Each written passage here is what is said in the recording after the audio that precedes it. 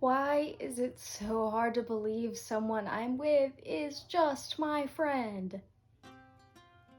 Hey everybody, I saw an article about someone's boyfriend being mistaken for her caregiver, and I wanted to talk about this. As always, like, share, comment, subscribe, and join my Patreon to help my channel grow. The idea of a person with disability having a caregiver with them all the time is a pretty common idea, even if it's not actually common for most people.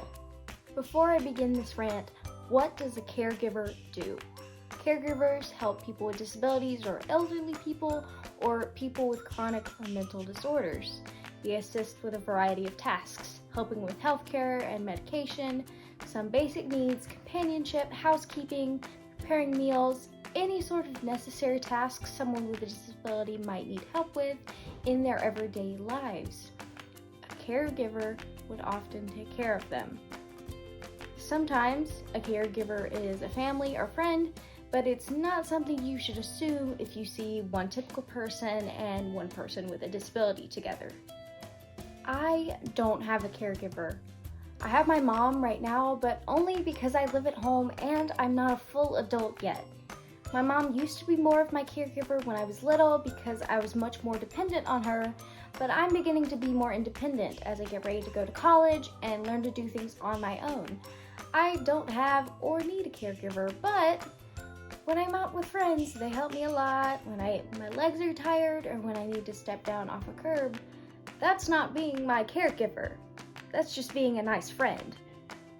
My little brother is 11 and he has Down syndrome, so he needs someone around him most of the time because he's not as independent as I am.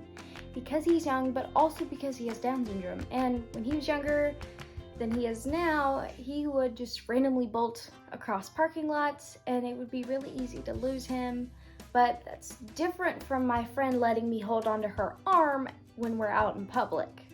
I've never had anyone think my friend or boyfriend was a caregiver, but I do get a lot of questions from people thinking my friends are my sisters. This happens a lot with a particular friend who lives near Disney World, so I go with her a lot and her family to Disney World, and as my friend, she helps me get onto some rides, and 9 times out of 10, a worker there will be like, "Here, let your sister help you," and I just nod, but she's not my sister. We do both have brown hair, I guess, but not my sister. Something that does happen that really gets on my nerves is when I'm out and about somewhere in my wheelchair, it's like somehow I just disappear. People will tell me or ask me things, except they don't actually direct it at me. They look at whoever I'm with, my mom or my friend, and ask them about me, which drives me insane. Like, don't look at my friend or my mom and talk to me in third person. Like, look down at me, tell me what you want to say. I don't understand, because they don't look at me at all, and I'm like, just look at me. I don't understand why that's so difficult. I'm short anyway, it's not that big a difference when I'm in the wheelchair. Moral of the story, don't assume someone you see out in public with a disability is their caregiver right off the bat.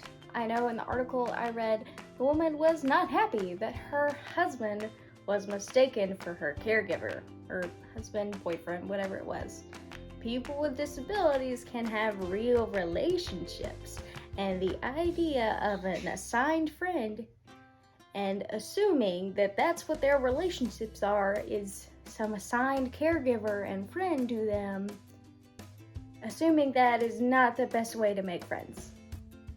Before you leave, be sure to like, share, comment, subscribe, and help me grow my channel. Any interacting you can do, liking, sharing, whatever, all of it helps my channel grow and be more effective and reach more people. And also, please consider joining my Patreon. With Patreon, a couple select subscribers can donate a certain amount of money per month, and that helps me keep my channel going, buy equipment. Hopefully, in the future, it'll help me to offer more to my subscribers and my patrons. So please consider joining. The smallest bit counts, and it's been really keeping my channel afloat because I've had to buy equipment, and all of that comes through Patreon. or just straight out of my pocket. Thank you to Timothy Cordomachi, Terry Sentner, Katie Little, and the Ginn family. They've been so generous in donating money, but please consider donating yourselves.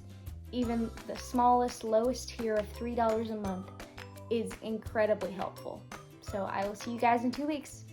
Bye.